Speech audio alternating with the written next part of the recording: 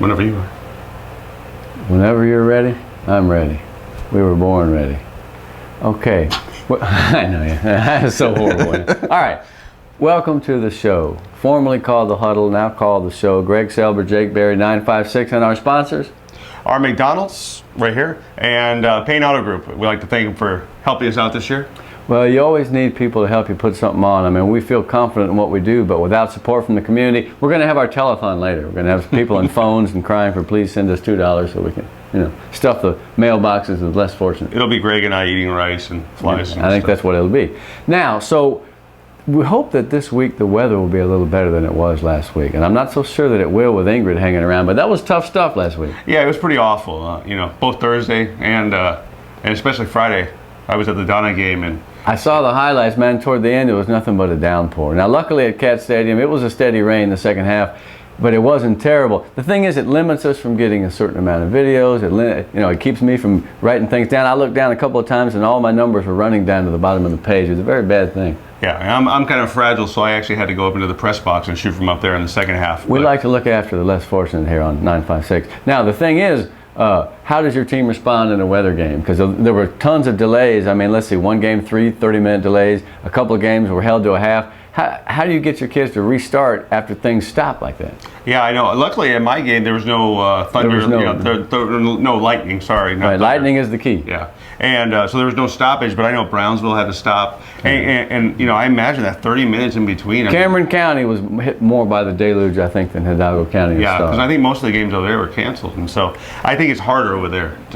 The thing is, man, you just have to make sure that the kids are ready to play. And so no matter how long the delay is, when they come out, there's going to be a little bit of tentative stuff because, you've stopped playing, you've gotten less loose muscle-wise, so it's always a tough thing to do. And like I said, I don't know if it's going to happen this way this week or not. The only thing more depressing was the weather than having to put up with watching the retinue of buffoons that Mayweather brought out before the fight with him. I mean, that's all I'm going to say about that. I'm a Beaver fan, so that was incredible, really, if you think about it. Yeah. What a move, right? Well, it says something about the guy. Whew. Now, so we told you it was tough in the weather to get highlights, but we do get some, and we have some for you right now. So let's take a look. Carlos, take it. All right, Greg, thanks a lot. Everyone's game of the week, Edinburgh North versus Edinburgh Economides, and that's Adrian Alvarez for the Cougars, and they're on the board. Later, more North, this time on defense, Joey Benitez with the interception to kill the drive. More Edinburgh North. This is Matt Whiteside taking this one in. Final score, Edinburgh North 20, Economides nothing.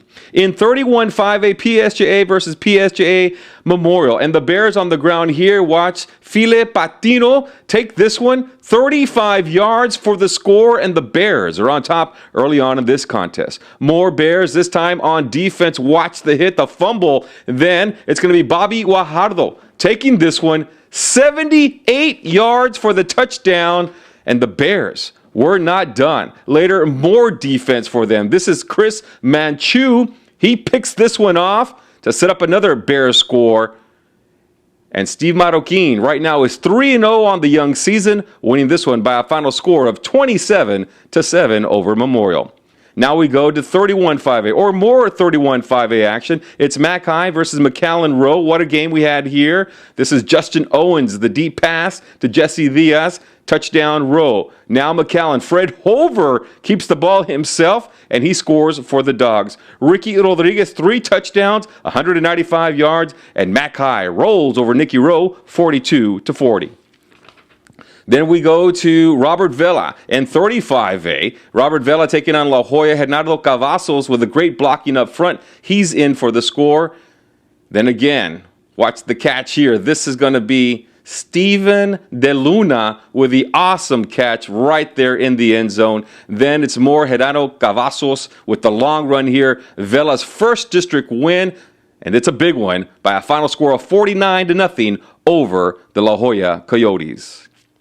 Let's go now to Donna. Donna versus Edinburgh, and this was a shootout to watch. Elpidio Pidianes making 2 guys miss here on his way to a touchdown. Later, it'd be Jordan Saldana from Michael Harrison for the Bobcats. He gets into the end zone. Then, more Saldana Watch him with the catch here, and he muscles his way in for the score. 14-7, Edinburgh on top. Then P.D. Yanez, he had a fantastic night, breaking tackles, taking this one. 67 yards for the score, and we're all tied up at 14. We go to overtime. After Donna fumbled the ball, a mishandled snap there, kicker never had a shot. We go to double overtime. Edinburgh hits a field goal. Giannis with the score there for the Redskins, and it's the game winner. 20-17 Redskins in double overtime. To 32-5A action, Harlingen versus Rivera. This is Brandon Garza. He hits his man here, CJ Gallegos, for the touchdown. This was the Brandon Garza show, folks. Watch him here taking this one in. Then another pass, and he's going to find again CJ Gallegos, and Harlingen wins it 48-9. What a game here for the Harlingen Cardinals. Mercedes versus La Feria, the home opener. The Lions look good early on. Eric Cuervo to Angel Carrera. And still in the first quarter, another score for the La Feria Lions. You could see there was a lot of water on the field in this game. This is Marco Alejandre taking this one to the house. 12-0 Lions, and then the game is called due to rain. A lot of water down in the Rio Grande Valley. This game called in at halftime. Go Gators! And go Gruya Gators indeed. Gruya at PSJA Southwest first quarter. This is Robert Camarillo with some great blocking up front, and he goes down the sideline, dancing into the end zone. 70 yards, and the Gruya Gators are on the board 6-0 early on in this football game. Later, it's 9-0 Gruya after a nice field goal, but the Habs strike here. Watch the pass, watch the catch. This is Homer Alanis, 19 yards, and Southwest. The PSJ Southwest Javelinas are on the board 9-7, Gators still leading. After the touchdown, the kickoff here, Troy Trillalles taking this one all the way back and to the house, 82 yards, 15-7 Gators, and they go on to win. They're now 2-0 on the season. They win it by a final score of 29-20. In 3A action, Port Isabel versus Raymondville. The running back here for Port Isabel, Jacob Lozoya, following his blockers nicely, and he is in for the touchdown for the Tarpons. More PI, Juan Aguilera. Watch him also rumbling all the way into the end zone. Final score 14-0. This game also was called due to bad weather in Port Isabel. This is Carlos Robledo for 956sports.com. Well, let's talk a little bit about District 35A, Jake. We'll make our way from Hidalgo down to Cameron County 5As, and then we'll do the rest of the schools as well. Sherryland La Jolla is the game this week on Thursday. Sherryland got a good road win against a tough opponent. Yeah, Laredo Alexander, who had struggled, but it looks like they got a little bit of their legs back with their game against Sherryland. They've been blown out by Alice in their, second game? Yeah, 44-28, I believe. Yeah, such. And so the Sherryland game, I think Sherryland was probably expecting to, have a little onslaught of points, but I think it's a good wake-up call for them before they enter district. You got to have tough games in non-district to get you ready for district, which they will play this week against La Jolla. Now, La Jolla, an amazing turnaround. They beat Porter 64-0 and then turn around and get clobbered by Vela 49-0. Yeah, in the first game of the year, they got clobbered by Lopez, but I think I don't think their coaches were expecting that. I know that they said that their players didn't show up that game. Yeah, and Vela really showed up. We're going to talk about them in a minute. I was impressed by a couple of La Jolla linebackers. This little Yanni Villarreal is a good player, and Eric Rodriguez, 42, must have had 10 or 12 tackles. So, I mean, they're still fighting and they're still playing. It's going to be tough against Sherryland, but who knows? Yeah, I almost think it's like a wake-up call for them, because what they did against Porter was amazing, because they looked fast. They looked. Yeah, those backs didn't get off very well against Vela. Yeah, and Vela seemed to hit them in the backfield. They didn't really give them time to get going. So, so now Vela. Yeah. 2 in a row. They got a winning streak going here. They put it on the line against the Economides at Cat Stadium. What do you think? Well, they got their first non-district win the week before. They got their first district win last week. They got to be feeling pretty good before they go into this game. They're undersized in some positions. Mm-hmm. They've got some really good defensive players in Barajas. Adam Barajas had a great game, man. He was just killing everybody. I mean, he was really keyed up to play. I could tell just watching him before the game. I knew he was going to have a big game. or really make a good effort toward it. And he certainly did. I think he had 11 tackles. Yeah. You know where they have the biggest kids for Villa? The receivers. Yeah. Arguelles is huge, and De Luna is huge. They're throwing touchdown passes. I cannot say enough about Eber Lopez. I really can't, because he just makes good decisions. He's not going to win the 40-yard dash, but he knows when to take off. He knows when to go around or go down. He's just a smart quarterback, and if he throws for 120 yards a game, that's all they really need. He doesn't have to be 400 or 500 yards a game. That doesn't happen very often. I like the kid. And he's got somebody that he can rely on in Chemo Cavazos to run the ball, because, I mean, he's their main weapon on the ground. Has been since the first time they set foot on the field. Number 28, Cavazos. I'll tell you what, he don't look that big, but I shook his hand after the game. He's got some strong paws, man. I was kind of like, oh, dang, boy. He's a good back. Yeah, and he doesn't mind getting hit. No, he doesn't care. And the thing is, he'll try to squeeze away from you, but if you're going to hit him, he'll hit you first. They got the Jags. The Jags come off that 20-0 loss to North, and that was a disappointment for them. How do they emotionally, mentally, psychologically come back from that? That's a tough feat, because, I mean, what happened last week was pretty demoralizing. Not scoring a single point. 159 yards. That ain't used. The Jags used to getting 300 or 400. Yeah, especially after what they did with Memorial, they were able to stop Spates in the second half and put a win together. I think they're going to win. I think they have a good chance to win. I'd probably say they're the favorite to win. Right, I think they're probably still the favorite. But Villa's riding pretty high right now. Oh, they are. They believe, man. They believe, and there's nothing like a team that finally believes it can do it, because then it starts executing better, it gets more fired up, it gives you extra effort, and it doesn't make the mistakes that had plagued that group in its early days, as it were. Now, for the Jags, man, they threw the ball well. Hey, Teo Adiola all of a sudden is a receiving star, and they always have a good tight end. That guy's tough, man. He's big, and he's got some moves he can catch. Yeah, minus a couple hiccups inside the 20, it's maybe a different game. It is. You can't lose a fumble inside the 20. Talking about the Edinburgh North game last week, 20-0 North. Limited econ to 159 yards, as we say. That's hard to do. Jags had some turnovers, had a couple of picks, and lost a fumble inside the 8. Inside the 10 at the 8. Once you get in there, you got to score, especially against a team like North. Yeah, and the thing about North is, they had a great running game that game. It wasn't so much in the air; it was more from the highlights. You were there, I wasn't. Pick your poison, man. Adrian Alvarez is an amazingly smooth, gliding runner, and then, of course, Matt Whitesides is a nut. I call him the bucking bronco, man. That guy's crazy. He's like Walt Garrison and the Cowboys in the late 60s, early 70s. He just loves to play football. He puts it on the line every run, and he'll just knock you over or run around you.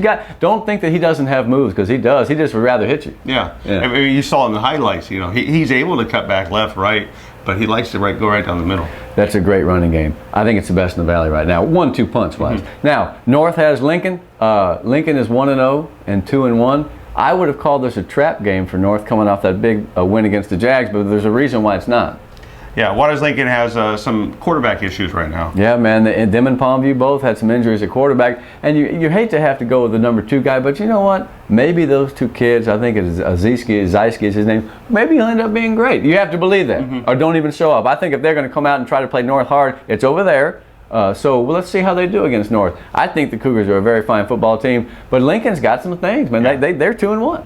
Yeah, I mean, the thing about what they have to look at with North is it's not just offense. It's both the defensive side and the offensive side and special teams for North. I mean, they have the total package this year as far as we're looking at teams. Yeah, they really have the total package. I thought Joel Guerrero as a linebacker, they had a great game. If you read my long-winded tome on 956, you understand that he was getting outside, and they couldn't run the outside plays very well. And on the inside, now I was calling him Lupe Rios, but one of the kids on North corrected me. It's Luis Rios. And it was Lupe Quintero who corrected me, and he's too big to argue with, so I'll definitely get his name right. Kid 55 had a great game. It's hard to get 10 tackles as a down lineman, but that guy did it. He was everywhere, man. North is a very strong team. Now, EHS, the original snake-bit, hard-luck kids, lost 3 games by 10 points.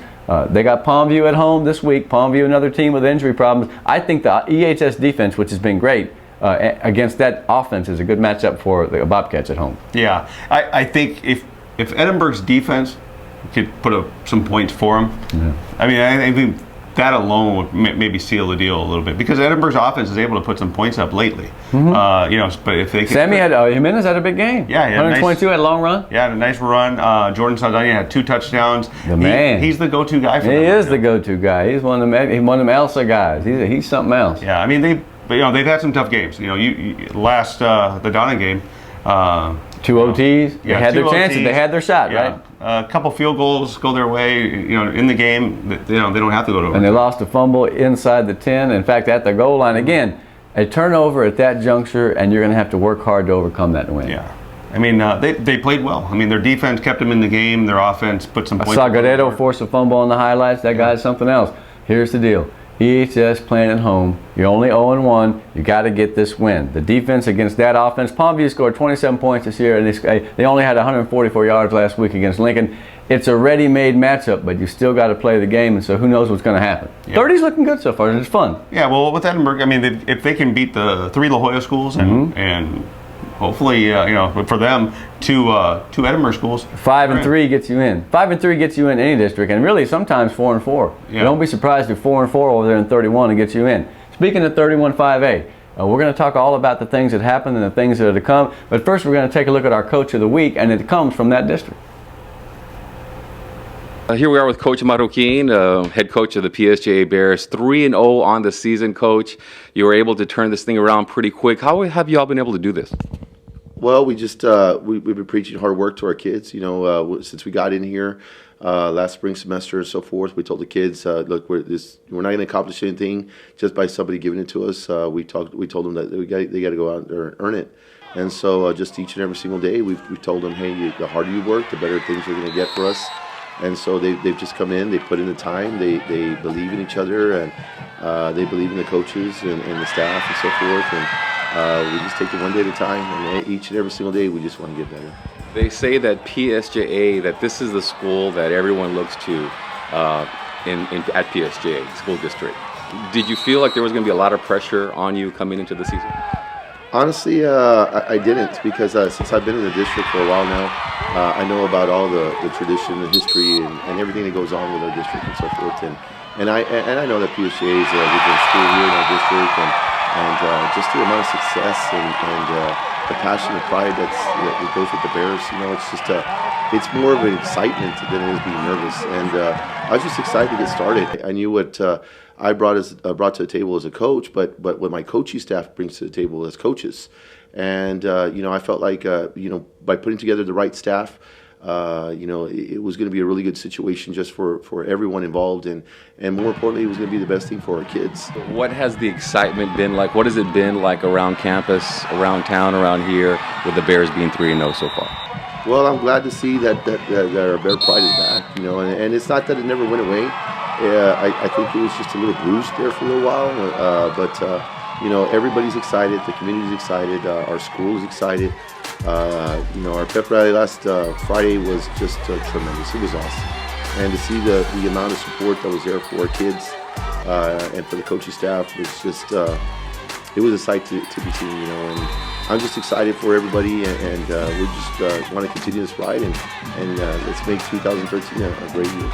All right, so you still have a difficult part of your schedule coming up. I mean, Los Fresnos was a huge win. Of course, you have McAllen Road this week, and then some of the other schools coming down on 31-5A. You know, are the Bears ready for the really tougher part of the schedule coming up? We're ready. We're ready, but we do know that it's going to be a challenge. And Nicky Rowe, Coach Reyes does a tremendous job over there with the Warriors. He has a great program. They could score some points, and you know, those kids they fight, and they, you know, to the very end.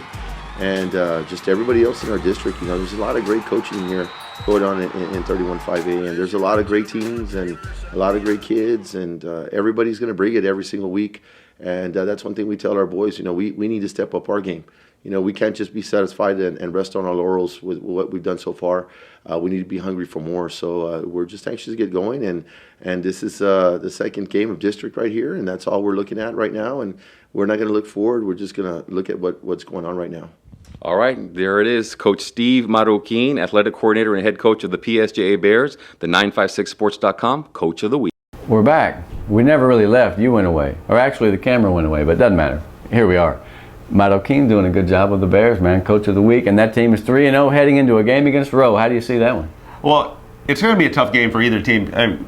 Both Rowe and PSJA can put up points. Mm-hmm. So far, what I've seen is that PSJA can play some defense.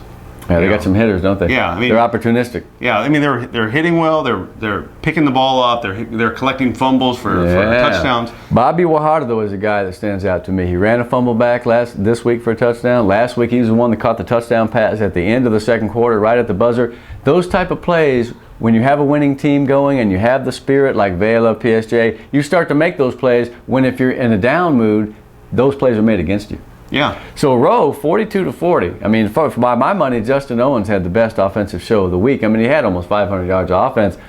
Now, Rowe can score. PSJ has shown it can score, but can it get in the 40s? Because that may be one of those over-under games about 80. Yeah. Well, that's the thing, too. Do you think their defense can hold Rowe? You know, because Mac High's defense, you know, I'm not. They played well against. It's Edinburgh, a new defense, but it's a new defense. They were, you know, they gave up a lot of points to Edinburgh, which you know, a couple of them were a 95-yard pass. Yeah. You know, a couple long passes, but you know, I'm wondering if PSJ's defense is better than Mac High's and it's able to hold. Well, I love Nick Mendoza, and then got Guajardo, and I'm still learning some of those other guys. I saw 60 with a player or two. They looked like they were getting to the ball and hurting people. They were hitting. Against Rowe, you got to do that because they're going to throw the ball. The quarterback will run. He almost had 200 yards last week. Owens, that guy's a horse, just like Obergon last year. They have a horse, and they're riding him. Now, the Rowe's success will probably be determined by how many of other kids can step up. I see Jay Alonso, the basketball player, caught a touchdown pass. So defensively, let's see what Rowe has against that PSJ offense. I think it's going to be a great game. Yeah, I do too. I think that's going to be our best game on Thursday night. Thursday night indeed. Also, Mac Allen and PSJ North. Now, PSJ North has played the toughest schedule. I challenge anyone to tell me anyone has played a tougher schedule. They are 0-3, but I expect them to show signs of life. Now, against Mac Allen, that's 3-0. Right off the bat, that would seem like a mismatch, but it may not be. It may not be. I mean, PSJ still runs the ball. You know, both teams run the ball. Right. So I mean, it's going to be a fast game. You know, if you got to think of it that way. I'm thinking the old Donna Westico game. Old-fashioned football? Yeah, you know, 2.5 But not hours. on turf, or not on grass. Everything's on turf. Turf now, yeah. One of these days we're going to discuss how kids can learn how to play on turf even though they practice on grass all week. Yeah. We'll just leave that as a riddle and a conundrum for now. Let's talk a little bit more about Mac Allen. Ricky Rodriguez is a monster. A little monster, but a monster nonetheless. Yeah. 40 carries. Yeah, well, him and Hover are carrying a load I'm for them. telling you, Hover. Hey, but wow, what an efficient game for Hover. 18 out of 25, 229 yards, no interceptions. I mean, that's a great game. If he does that every week, give me a break. How can they not make the playoffs? And really. And plus, they got Hilgenfeld involved. I love that guy because I finally learned to say his name. He had 6 catches for about 60-some yards, or 4 for 65, or some such. That guy used to be a linebacker. I think he still plays some defense. Hey, two-way kids, man. You got less kids on the roster or fewer kids because of more schools. Play both ways, and you'll be very valuable to your team. Yeah, I mean, I think PSA North is going. It's going to be a tough game for them, but I think if anything, this game can be one of those nice games that get them going the other way. They need Escaname or one of those other backs to have a big night, and they're capable. They need Fontiel to come back. Yeah, no. Hey, Edgar Ruiz is one of the best kickers, though. They'll always get a field goal. Now they got to get 7. Don't want to be like the Vikings today. Go up and down the field and have field goals of 22, 28, and 20-something. You got to get in the end zone. Unless their defense is going to put up some points. Or unless you have Adrian Peterson. Yeah. Or even Patrick Peterson. Isn't he the guy from LSU? Mm-hmm. Patrick Arizona. Peterson? Yeah, I like that guy. Number 7. San Benito at PSJ Memorial. PSJ Memorial's at 0-3, struggling a little bit.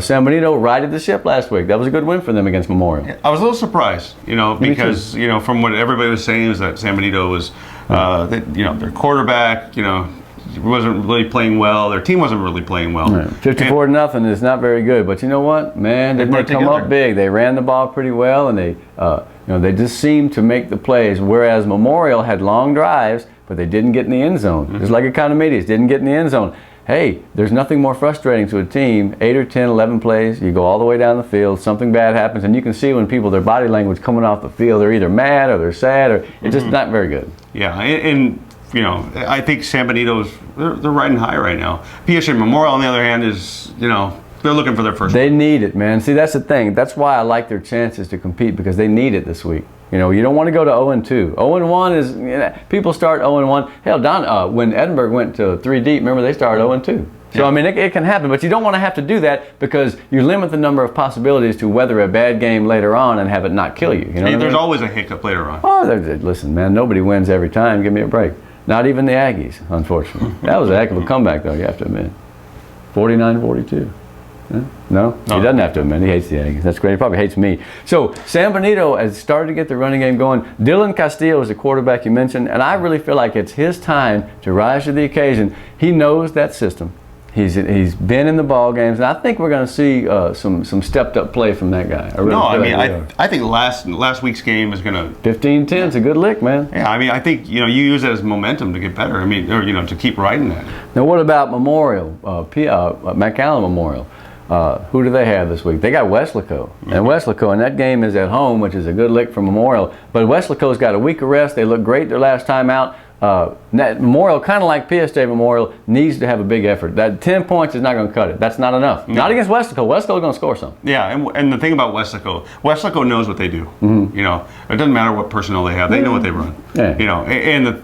It doesn't really matter if they're on the road either, because Weslaco is one of the best fan bases, in the area. And they're always mentally tough. Oh, yeah. And one thing about Weslaco is that their coaching staff will make them ready to play, so they seldom come out flat. I've seen them do it. I mean, no team is immune, but Weslaco you can count on is going to be excited to play. Memorial, I like the fact that Jonathan Sanchez ran the ball pretty well at quarterback. He had 70-something yards. That's a good weapon to have. Yeah. I mean, if you can kind of mix it up a little bit to keep Weslaco off balance, because Weslaco likes to come at you. Oh, they got hit. Great linebackers. No more Estevaneses, but they still have some good guys. But they still come after you every play. Trevor's probably going to get the majority of the looks on their defense, but if Memorial can find a little bootleg or a play action. Yeah, and you got a running quarterback now. Yeah. They can do that. Misdirections and bootlegs, or counters. See, against a fast team that likes to pursue, then go right back where they were. A little trap or a counter. I like those. So Memorial, as I say, I feel like they need a good effort. 0-1 is okay. 0-2 is not so okay. Yeah. So they got to get with the program. All these teams at 0-1 know that if you're 0-2, like we said, that narrows the amount of time you have to mess around, because you got to get with the wins. And finally, let's see. Oh, that's it. What about Weslaco East? They came back. They did good. Yeah. No, at that Cal Allen game was the Cal Allen game. They were 16th in the state. What game? I don't remember that. Yeah, game. I don't remember that. But they've come on strong now. And that's what matters. I mean, they got their first district win. That's what matters. You don't see a team get 300-yard rushers in one game very often, and they did that. Rivas, the quarterback, did it. Saul Cuellar. Yeah. Okay. We're going to talk about him in a minute when we get to 4As. Believe it or not, we're going to bring back Mishak Rivas when we talk about Orly Solis. It's going to be good. The other kid was Cervantes. Alexis Cervantes, 46-yard touchdown, 45-yard touchdown, 26-yard touchdown, 137 yards. Like they needed another good running back. Those guys have a wealth of riches over there at East, man. Behind a great line. Coach Burgett knows what he likes. He likes, big lines, big strong lines, and big strong running backs. I was thinking about Aaron Monhia the other day. Remember him a couple years back? What is he doing these days? You send us an email, friend. I want to hear from you. That guy was cool. A 2,000-yard back, and there have only been 10. All right, so before we talk about 32 5-acres, we're going down to Harlingen and Brownsville and that neck of the woods. Let's hear what Oneida has to say. Oneida. I like to say that name the right way, and then that probably wasn't it. But let's check it out.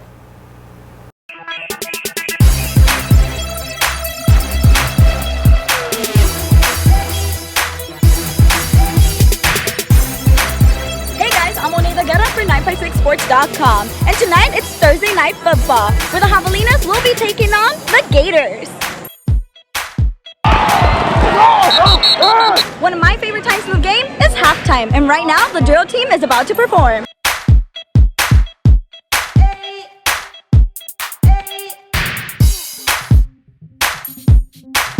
It's a very exciting experience for us to work with all three schools. We are Selber! We are Selber!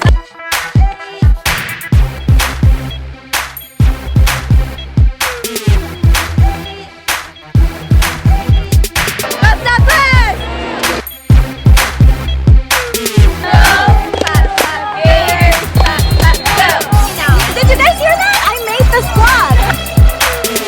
So right now these guys are going to show us the Gator Clap.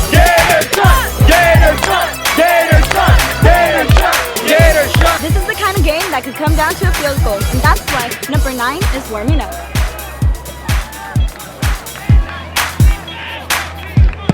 Did you hear that? He said I get to rock on with the band.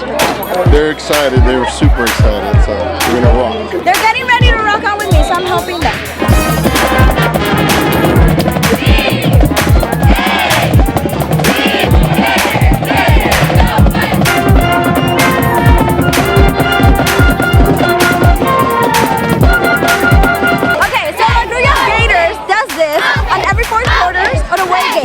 So they invite the little kids to come and participate with them. Isn't that fun?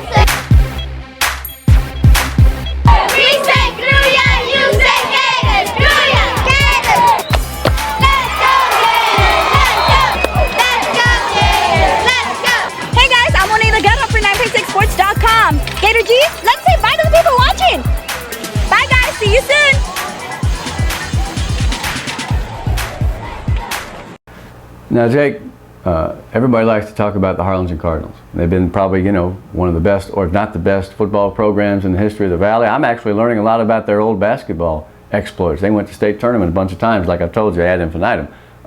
Sorry, had to repeat that at least once. In football this year, I'll tell you what, man, is it just me, or is Brandon Garza really throwing perfect timing passes? He's just hitting his guys, man. Yeah, he's coming into his own because, you know, and he goes to all those camps in the summer. He's invited to all those camps in the summer. Yeah. He's a big kid. You know, he's playing with, he's playing with talent, and so I think now that's his team. Yeah, and last year it was eye awakening because he had to take over for a team that, 4 deep, a lot of expectations. But I think this year, the way he's throwing, I mean, we watched the highlights before we came out. Man, ridiculous. Yeah, I mean, ridiculous. He's pinpoint. Yeah, absolutely. And they got a lot of weapons, man. That CJ Gallegos is a big kid. Brandon Vasquez. We got Rosales. I mean, who knows who, when, and where. You can't defend them all. I'm still waiting to see who the running back will be, because they usually develop a guy that will be a 900-yard, 1,000-yard back, a Pablo Garza, whatever. So I haven't seen that yet. Have you seen a running back that has risen to the fore? No, I think they're looking too still. Oh, okay. But, I mean, I wonder if Elijah would be a good running back. He's like, I'm a corner, man. Yeah. But they need somebody. Eventually, they're going to come up against somebody. It might be the playoffs. It might be Harlingen South. But they're going to need somebody to run that ball. What about that defense, though, man? Hey, on the highlights, you saw Ray Moreno, 24. I've always liked that guy. And I think it's Adrian Garcia, 82. They get to the passer, man. They've got some really good players. And, of course, Stevie Guy's got offense, defense, sold some programs, invested some stock in the team. And that guy's doing everything, man. I like him. He's got a lot of attitude. I like him. Yeah, he's the guy from last week with the hit. But indeed, right? Yeah, that's the guy. But their whole team hits. See how memory works? Yeah. It's good. It's an extension of Manny Gomez. I mean, they all kind of have that mentality. If they don't have hitters, then he'll probably get rid of them. No, I'm kidding. But I mean, give me a break. That's the way it works out. All right, now Lopez, Wither Lopez. How good, Lopez? How many points did they put up? Oh, let's see. They 52 in one game, wasn't it? Yeah. And then 60-some against La Jolla, right? Yeah, La Jolla. So they're over 100 points. Now we'll see whether they can score against a big-time defense, because I feel like that group is fast and they hit. Not overly big, but gosh, I mean, this is a big one for Lopez, because what you have to do is just play your best and see what happens. They just can't get killed. Mm-hmm. Everybody's trying to talk them up, and then if they go up and slip and fall. But I like to see them compete. I really would, because Brownsville needs to have some pride and respect, and maybe this is the team to give it to them. Yeah, I think this is the first offense that Harlingen's seen since Johnson that's going to put them to work. Now Johnson, speaking of which, Johnson was playing in an offensive game last week against Brandeis. Did you hear the score? 68-55. Yeah, it was incredible. Yeah, they've gotten a bonus and made a bunch of free throws. So that was the score of the game. Wow. Then they turned around. They lost that game, but Brandeis is cold-blooded. Then they turned around and whipped Wagner 43-0. So Johnson has turned out to be no slouch. So if you're measuring Harlingen by the games they've played and the opponents, Johnson is a very quality loss, if there's such a thing. Yeah, and I think you've seen what Harlingen can be at the end of seasons. I think right now they're building out there. They build. Now, what about Los Fresnos? They came back pretty well, 35-0 over Hannah. They'd lost the week before. They got some weapons too. Mm-hmm. They really do. The Cruz, I wonder if the Cruzes are related. Do you know that? Javi Cruz is the quarterback. And Eli had a great game. He had a bunch of rushing yards, caught a 4 passes for 66. Who knows if they're not? Well, they're related by being Falcons. Put it that way. We can say that. Their defense got some good kids too. Have you got a chance to look at them much? Just on tape right now. I mean, that'll be probably one of the games that we go and cover this week. Well, let me tell you who to look for. I'll give you a hint. Alegria is the guy's name. Playing offense and defense. He's a defensive back. He also caught 2 passes for a ton of yards, something like 80-something yards. And the other kid is Mingo Hernandez. I think he's a defensive end. I've always thought a lot of that kid. They've got some players. They got a 300-pound offensive lineman again. Harkening back to the days when they sent him to UTEP, man. His name is Michael Mendez, and so we keep an eye on him because he's going to be flattening people. I think he's number 66. Wow. We're going to see them, and we're going to learn more about them. And we can't not talk about the Falcons without talking about Brandon Colon. Brandon Colon, man, he's an amazing two-sport athlete, right? I might even be in track. It looks like a high jumper. Yeah. They've got a good team, and so that loss against PSJ, I think, was a surprise. They got it back together against Hannah. Now against Rivera, a team that's played again a very tough schedule. If PSJ North has the toughest schedule, then the other Raiders are right there behind them. They've played some tough games. So then, how does Rivera turn it around against the Los Fresnos team that we think has it going now? Well, they played some tough teams, so I mean, I think they know they've seen A+ talent, right? And they're going to get. And they're going to get much harder. I mean, just hang in there. So they're going to get Los Fresnos. I'm not saying they're not but they're BA average right now. Mm-hmm. They lost their first game. Right.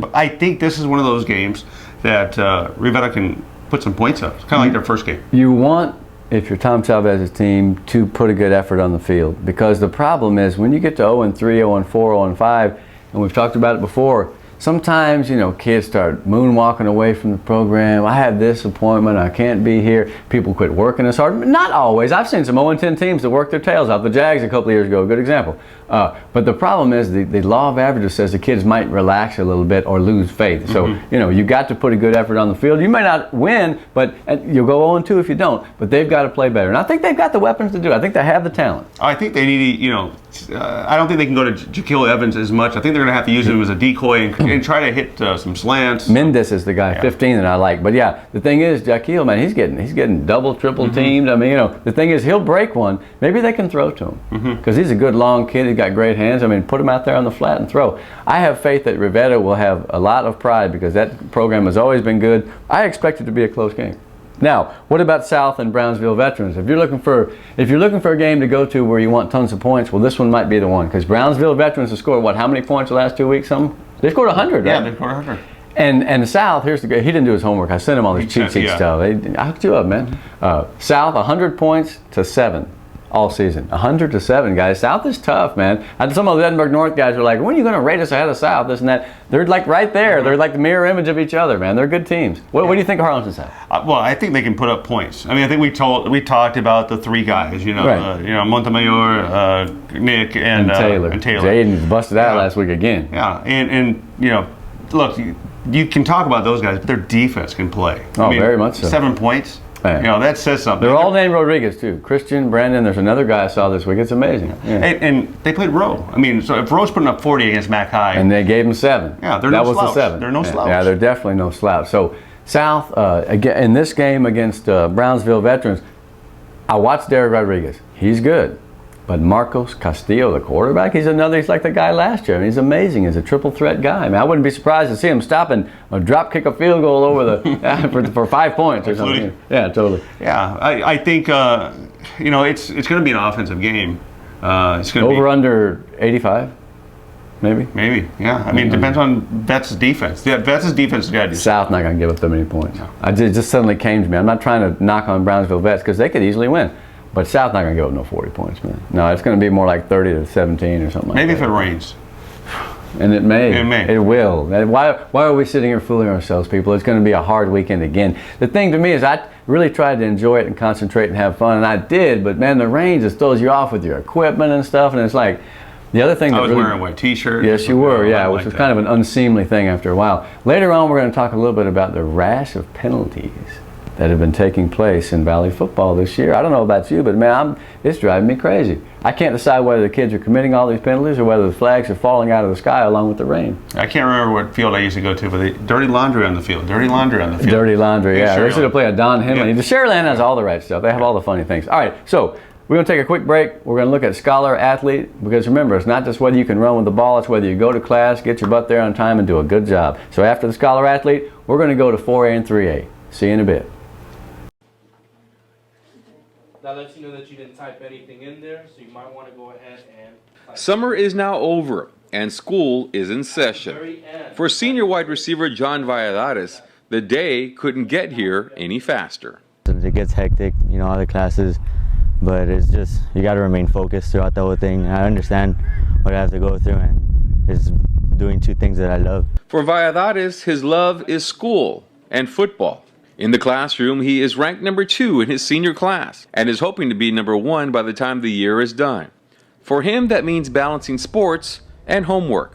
Anytime I have during the day to do homework, you know, I have to start doing homework, and as soon as I get out of here, you know, start on that homework. On the football field, John has great hands and is part of a core of wide receivers that are expected to make big plays like this one in the second scrimmage in Mission.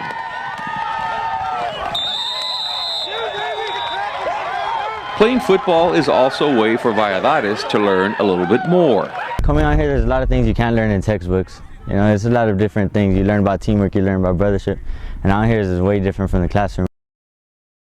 It doesn't matter. Now, ahora, it's time for the spotlight of old, but we're not going to do the Selber spotlight anymore because we're tired of that guy, right? No, I need you here. Yeah. Well, you ain't kidding.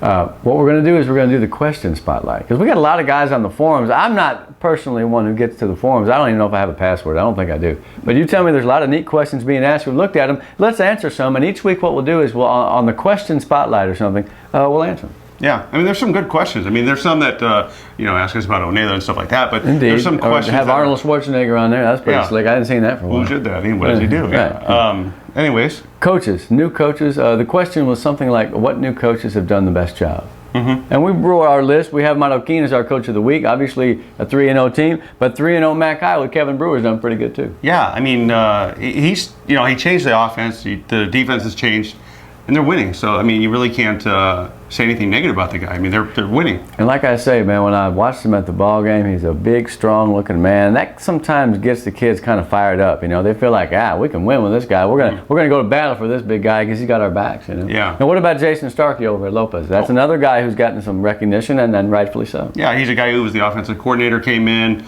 took over. I mean, what can you say? I mean, look what they're doing on offense. He's got, a resume that you wouldn't believe. A great football player. I think he even spent time in the pros. So I'm looking forward to getting to know him. I don't know if I'm going to get to see Lopez, maybe not next week, but at some point in time, we want to see everybody. Mm-hmm. And we want to hear questions from everybody. Okay, so the split is coming up. Donna, Sherryland, and I didn't know Harlingen and Harlingen South are going to have a company in town. Yeah, I'm hearing a freshman campus or something like that, and it's one campus is going to. Certain kids are going to go one way, certain kids are going to go the other way. Interesting, man. I'm hearing something about they're not allowed to wear Harlingen or Harlingen South stuff. Is that right? They're called the Ravens. There we go. The Ravens? That's pretty cool. Yeah. Until they're not that good anymore in the NFL, and then what happens? Not I good. know. Oh, well, that's great. So the question is, how will the split? Who will suffer most from the split? What about Donna first? They've already done it. Yeah. They got Donna North. They're playing volleyball and a JV schedule. They play oratory this week. So what do you think? How is Donna going to be able to be a good football team with two teams? Well, I think Donna North, I think you're always going to have the talent at Donna first, and then, the other kids that aren't playing are going to go there. And then eventually, you might get that Edinburgh North rivalry that they had for a while. And those are fun, but will both of them teams be less talented, or will they have enough kids? That's what you always ask. Well, and they're moving down. I guess they're going to move down to 4A next year. Yeah, they're playing a 4A volleyball. So they're going to be able to compete. What about Sherryland now? Sherryland's going to have, what is the new high school? Do you remember? Sherryland North, the Diamondbacks. The Diamondbacks. Well, is it going to be their tournament then? The Diamondbacks Classic or what? Who knows what's going to happen there? But they should be good, man. Sherryland's got enough talent though in everything. Yeah, if you've seen if you go to their practice, I've been to their basketball practices. They got the freshmen to the seniors practicing, and they travel like New Mexico State, man. They bring 20 guys. So now, are they going to be dominant in everything? You can't expect to be as good at first if you split into two entities. Look what happened in La Jolla, split into three. Mm-hmm. And they're just now getting back to that competitive level. I don't know, man. If you've got talent, see, the good thing about all these programs is they have good sports programs. And they've got good kids and athletes and talent. You just got to see where things shake out. And I expect them all to be pretty tough. Yeah, and I think it all depends on the way they bring in the other school. If they do it like some districts, I don't want to say what district, but sometimes they kind of put the emphasis on one school and everybody goes there. Are you saying that traditional, stereotypical corruption in the school board and local politics may play a part in this? I would never say that. No, and I'm not going to say that either, although I think I just did. But you know what? It'll all work out. We'll go to the ball games and we'll be happy as clams. Don't matter. Now, finally, 2-quarterback system, does it work, more or less? That was not the exact question. My apologies to whoever. But, I think it works up to a point, but I think you're going to have to get the guy eventually. Notre Dame did that for a while, with Goodson. Oh, yeah. And then, he didn't live up to his end of the bargain. Yeah. But I think a 2-quarterback system works for a while until you really need that guy to step up and just be the guy. It's a great non-district thing, so you can audition kids and see who's better, see who plays better. The good thing is, it's a good thing if you get that kid that doesn't make it on the field somehow, right? And the thing is, you always have him if you need him, right? So I think things usually shake their way out 3 or 4 games down the line. Now, of course, with Sherryland, we go back to them. They're throwing each other touchdown passes, man. Madden and the other kids. So, Diego, golly, man. It takes a special group to run 2 quarterbacks. Now, how often do you do it? Once a series? Do they have a series each? Do they have a quarter each? I don't know. And when the kid gets his momentum, will you let him stay in for part of the quarter if the drive rolls over? There's all these crazy questions. Bottom line is I always like to have 2 kids that can play, and nature will assert itself, and we'll move from there. That's the way. Yeah, and we've seen it before. the cream always rises to the top. I think it does, and like I said, you always got the other kid just in case. At least he's been in the game and taken snap. Well, that's fair enough. So remember, get on the forums. He'll tell you how to do it. 956sports.com/forum.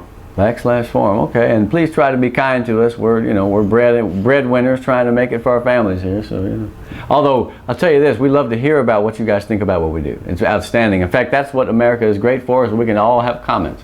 We can all delete comments too as well. That's a very American thing to do. Yeah. Well, now let's move on to the 4As. Yep. You want to make a 4A into the 4As?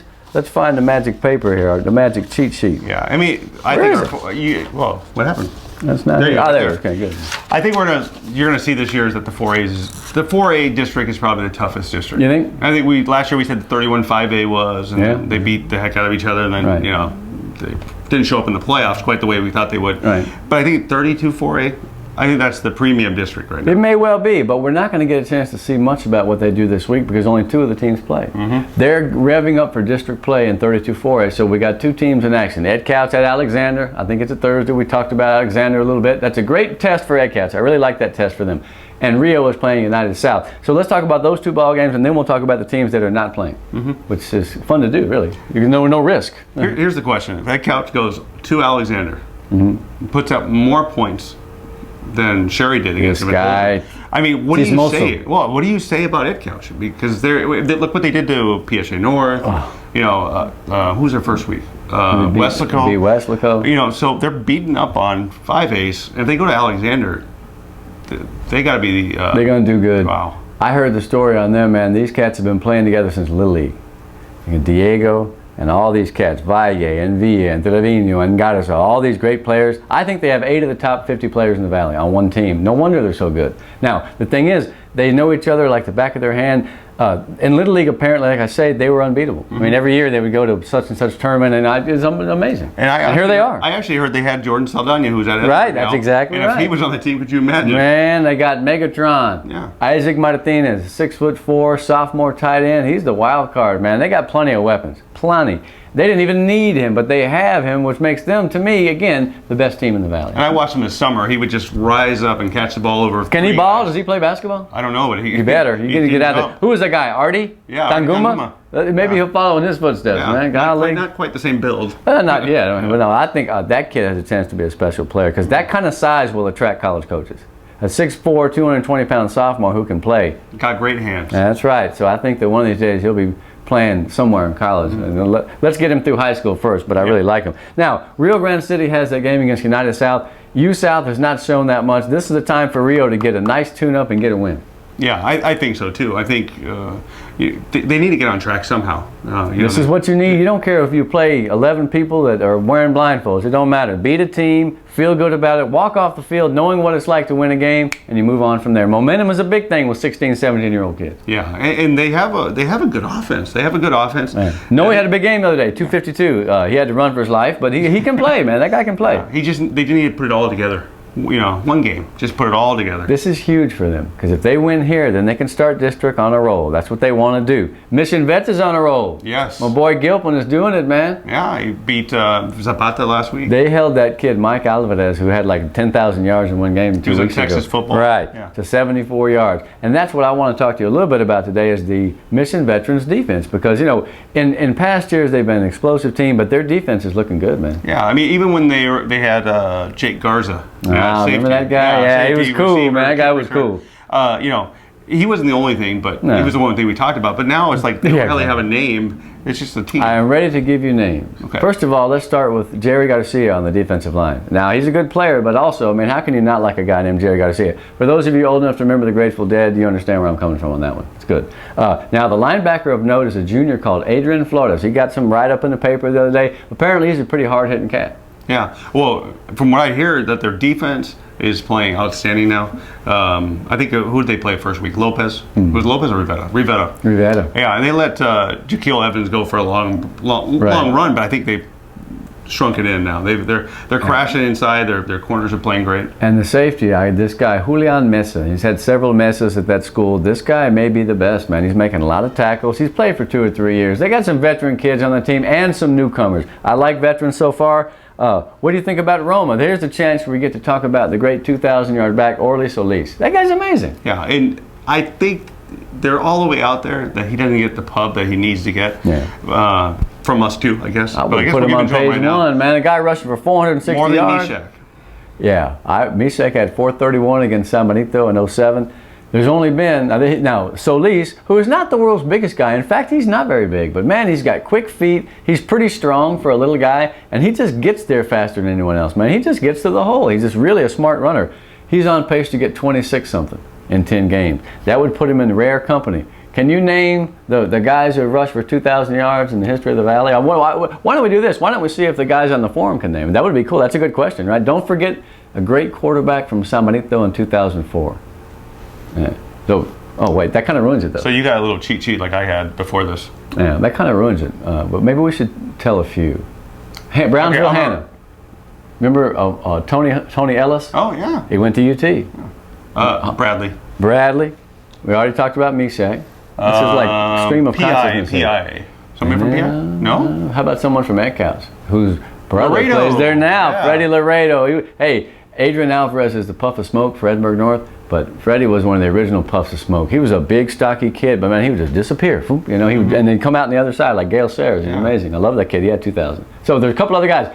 Can you name all three Weslaco East Wildcats who got 2,000 yards? That's your assignment for the I think we forum. did earlier too. One. Yeah, oh, did we? Okay, good. Now Mercedes. Hey, talk about a team that's battled against it. I think they're starting to come around. They didn't get a chance to show what they could show because it was only half a game played. Yeah. That last week you can just almost throw it out because you got these delays. You got the amount of penalties are absurd. So I'll tell you what though, I like some kids in their defense. Have you seen that sophomore kid, David Alvarado? Yeah, I have. That guy's We've been tough, covering their man. game, so yeah. Nice. Man, you know, look, Mercedes is dealing with what they're dealing with, Right. with Isaiah Garza. Yeah. You know, best wishes to Isaiah too. Indeed, man. But I mean, they're coming around. It's not something you can come back from really quick. But Yeah. you know, I think they've got a tough opening schedule. But Look, it's time for them. Time for them kids. Rick Hinojosa, Roel, the defensive back whom I love, and this David Alvarado. They got another linebacker, Carlos Acosta. Why wouldn't they have linebackers? Because Uribe is a defensive player himself and a great player alongside the hitman Gomez. So I feel like Mercedes, if they just can keep rolling, and they're not playing great right now, but district hasn't started. I still feel like they have a chance, even though the tragedies and whatnot. Maybe that would be a galvanizing factor. They're not going to give up a ton of points. I really feel with those 4 or 5 kids on defense, and they're looking good. yeah, and you know, you have to remember they've had slow starts before, and they've come through at the end. So you know, there's still a chance for Mercedes. Well, the district is looking tough. So you got Vets, Ed Couch, Roma at 2-1. So at least, I mean, guys, I don't even know if you can stop the guy. Yeah. I mean, how can you stop him? I mean, if you do that, then maybe they'll go to someone else or they'll throw the ball. So what a weapon to have. 460 yards, guys. Think about it. If somebody rushed for 230 yards, we would say, wow, what a great game. Well, times that by 2, that's absurd. That's amazing. In fact, you know, it almost is like, wow, 460 yards. I would just like to get a hold of the film and watch some of those runs. Over 100 yards per quarter. I mean, Right, yeah. I don't Every quarter, you're 100 yard back. Other than that, you're not that good. Yeah. That's great. I love that guy. All right, now, so who else do we have to talk? PSJ Southwest and Rio. Mission. Okay, Mission is a team that they had one of those game was canceled. They finally got on the field with Tolosa Midway, but they were hurt by penalties, and they had an average of about 3 yards per carry. So will Mission turn it around as they get in the district and be a factor? I think they will. Yeah, it's tough. They put a defensive end at quarterback. What's his name? Steven Cavazos. Yeah, and so He had a pretty good game. Yeah. 13 out of 26. You know, it's a new position for him because you know it's a little bit different looking from that side. And so, but I mean, I don't know if I don't know how they're going to be. I think you know he's going to progress through the year, but that district's pretty tough. Yeah, it is tough, but I'll tell you what, man. Mission may have the best player in the district. And of course, Ed Cat's going to cry about that. Adonis Juarez is an amazing little player, man. 23, I think his number is. You just look at the kid, and he's pretty small, but he's put together well, super fast off the edge. He even scored a touchdown on rushing. So again, starting to see people play both ways. I like this district a lot. EE at Roma, September 27th. Mercedes at Vets, Thursday, September 26th. That's the game right there. That's going to tell a lot about who goes which direction in the race. Mercedes at Mission Vets at Tom Landry Stadium. I think it's going to be fun. Yeah. Well, you know, Mercedes. They had a great game last year, if you remember. Yeah, they did. That's right. Yeah. So I mean, I think it's going to come down to they've got time. Mercedes has time to get ready for that game. You know, they Yeah, have they a do. couple weeks. So Look, man, there's 5 teams that could make the playoffs, and don't count out Valley View, even though they did lose to Hidalgo the other day. But I mean, they've still got some players. So yeah, we'll definitely keep a track with 4A. Now let's go down to 3A. If I'm smart, it'll be the next page on the progression, and it is. It is. Sinton and Raymondville. That's an interesting one because Sinton got past Rio Hondo, but the Bobcats played well. Raymondville played a half against Port Isabel, or not even. It was 14-0. There was 4 minutes left. So I mean, that doesn't really count. They didn't perform that well, but like Mission. And like some other teams, they had a lot of penalties. Am I just being stupid? Are there a lot of penalties right now? There's a considerable amount that I've seen. What would be the justification for that? Because I'm sure there is one. I'm not trying to be negative. I just noticed an amazing amount of penalties. Are they sending a message to say we're going to play it this way and creating a framework? I can live with that. Yeah, I don't know. I really don't know. I think it's something we need to look at. I mean, I can call the association. I know the guys there. Click. You know, yeah. But you know, I really think that they're setting the tone. I think for the season. Maybe we're just playing overly aggressive, but you know what? That will get our teams further in the playoffs if we hit somebody as opposed to getting hit. You know what? The kids and the coaches have the responsibility now to adjust to the way things are being called and play the game the way the framework calls for. And other than that, there'll be no problem. Yeah, I mean, but 95, 105, 109 yards of penalties. Good Lord, man, that's a lot of that. It disrupts the flow of the game just from an aesthetic standpoint. I forgot what game I was at the weekend. We were all like, God, can we just play here? You can't blame the refs because that's what everybody does. That's too easy. You have to understand that the game must be played a certain way to protect people's safety and sanity. Yeah, and I think a lot of people blame the refs. Like, I'm not saying we're doing that right now. No, I'm backstepping. I think a lot of people blame the refs when it comes down to, oh, my team lost. I know. Yeah, well, that's like a fan tradition, though, man. Why would you blame your own people? I mean, it's got to be someone else. Yeah. The eternal enemy is struck again, right? It's got a referee. That's why I call him Zebra. It was Vela game that we were at. Andale. Yeah. And that, it got ugly at the end of the first half. Yeah, indeed it did. Indeed it did. But it'll get smoother as we go along this season, right? And again, the bottom line, you got to adjust. Okay, Port Isabel against St. Joe at home. St. Joe came back to earth, lost to La Villa. One of the questions on the forum, what's wrong with La Villa? Nada. Yeah. They won. They had a good effort. So then St. Joe comes up against PI. That's going to be an offensive show potentially. Yeah, I think so. I think PA has a great defense, though. So it's going to be harder for St. Joe to score on them than the other way around. I think so. But St. Joe, man, listen, after all that early noise they made and stuff, they want to come down and play well, man, because those guys kind of know each other. It's like Edinburgh and PSGA or McAllen. They kind of see each other around. So, it's important for the Bloodhounds to make a good showing. PI is a great team. Oh, we found out about Miguel Ramirez. He's not 63, he's 90. Yeah. Maybe he was 90 all along. I call that my bad. But the thing I noticed is that he's made a bunch of tackles on the defense, but he's also caught the ball some. So maybe he's not at a tackle, maybe he's at a tight end. They got Gordo, they got him. They got a bunch of guys that can play tight end. Port Isabel is like Eli Whitney and the Cotton Gin, man. Interchangeable parts. Those guys are something else. Defensive backs can play running back. Isaiah Martinez, of course, is the magical guy. I mean, that guy just...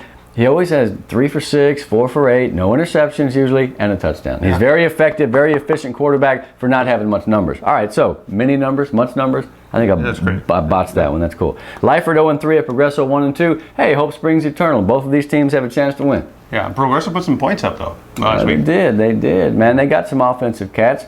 I'm a little surprised at Lyford, but you know what? They may just come to the surface and explode here relatively quickly. Bottom line is these 3A teams that used to be in the same district are going to be playing each other for a while. Kingsville and Hidalgo. Hidalgo, we said, got to win against Valley View. Kingsville's not bad. They're 2-1. So are the Pirates going to make a run here? Is that what they're doing? I think it's all progression again. Right? It's a learning process with them because new coach, they lost a lot of players. Right. I think they're just going to have to, they're going to use these games to find out who they are. Kingsville is going to test their speed because they always bring some guys who can run. Now, if stereotypes or anything, in the past 3 or 4 years, they've made some mistakes, but they've got an explosive team. Don't get behind early because they'll bury you. Yeah. I'd like to see Hidalgo play well. Anytime it's a team not from the Valley, I can hate on them, and hopefully no one will hear from me in Kingsville. Rio Hondo, Gruya, that's actually, we should have put that at the top of the list. That's a game. Rio Hondo, 2-1. Gruya 3-0. Hey man, the Gators are tough, dude. They're another team that who's underrated. They were asking on the forums. We actually had their highlights too this week. They played great against PSG Southwest. Yeah. It was a tight game for a while, and they just kind of stretched it out at the end. Peña Blanca, another efficient quarterback, but he's efficient and then some because he can run that ball. He had 100 yards rushing, man. And they got some big linemen. I don't know if you read the Texas football. Remember we were looking at the previews. They got some big kids out there. Yeah. So against Rio Hondo, man, that's a fun game. I'd love to see that. That's out west, right? Yeah. Okay. Right. And I like Rocky James. I like his teams. I like everything he does over there. They're gritty over there. Like, and they don't mind getting dirty. They got that little Band of Brothers mascot on their Max Preps pays. Look, let me tell you something, guys. Here's a big deal. The teams, and they say this every year, the teams whose coaches do their stats on Max Preps, we kind of follow the defense, not just by film and word of mouth and watching, but I can tell you about Rio Hondo got a kid, Daniel Flores, who's leading the team in tackles because I read it on Max Preps. So I mean, the fact is, I'd hate to see some guys not get the publicity they deserve because they're not being boosted as much. You just got to find some nerd like me to do stats, and then they'll call them in, and it'll be a good lick. You might even get some kids some scholarships that way. Yeah, and it's actually a really simple process. As long as you have the roster, you just put in there 20 tackles. Right, it's accounting. Find an accountant and let them go to work. And finally, Lavia, MMA. Lavia will probably win this game, be 500, 2-2. They got a big game against Bruni. Bruni Badgers, one of the many B Badgers. I think it's Ben Bolt, Bruni, and some other school that are all the Badgers. Bishop. I tried to say that quick. That was a good thing. Bruni's 3-0. That's going to be a good game. Lavia's got to warm up against MMA. MMA is not strong, man. I'm not going to lie to you. I mean, some years they got guys that come out of nowhere. They step off the bus, and you know you're going to be 8-2. This year it's not happening for them. But you know what? Hey, in their mindset, their spirit, the military spirit, they're going to fight for it. So let's see how they do against Lavia. But I think the Cardinals might be turning the corner. Yeah, it's a new coach, man. They're just trying to find their identity. So in sum, it's a shortened schedule among the 4As. The 3As not yet in district, but the 5As are getting kind of salty. Nobody wants to be 0-2. Everybody wants to be 2-0. Next week, we're going to be back and tell you who did what to whom. Yeah. We ready? You know. I'll see the dancing again like you had at the beginning. That was pretty funny. Send cards and letters of complaint to him, not me. Yeah, and get back to us on the forums if you hate us or like us. If you hate him, then write. If you like me, then send me a note. We're out. All right, good. All right,